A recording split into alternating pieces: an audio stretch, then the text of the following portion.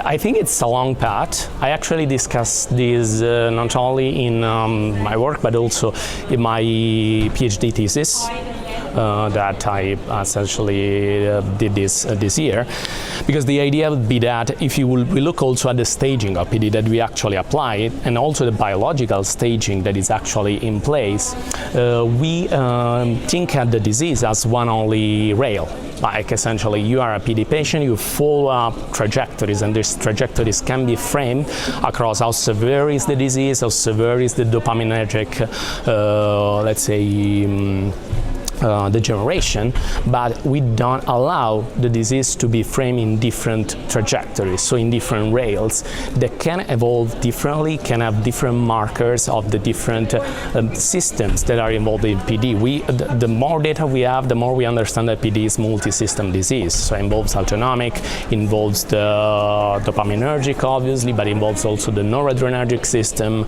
But we actually measure only dopaminergic system and not in all the frames, because not in all the clinical practice people undergo dopaminergic evaluation, like a DAT scan, for example, or similar things. We also assess, for example, glymphatic dysfunction in that paper that is becoming another, let's say, marker that is increasingly demonstrated to be important and also associated with directly and let's say mediating the effect on motor symptoms. So how much motor symptoms you have depends also on how much glymphatic dysfunction you have, it seems, from the new evidences.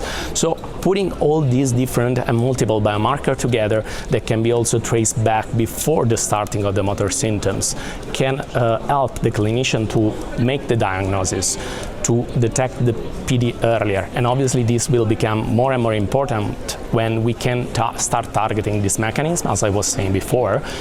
And because obviously the idea would be having prevention strategies. Today we have not a lot of them. We have just a few, like risk avoidant thing that can be helpful mainly. Those are the only thing that can help prevent PD somehow.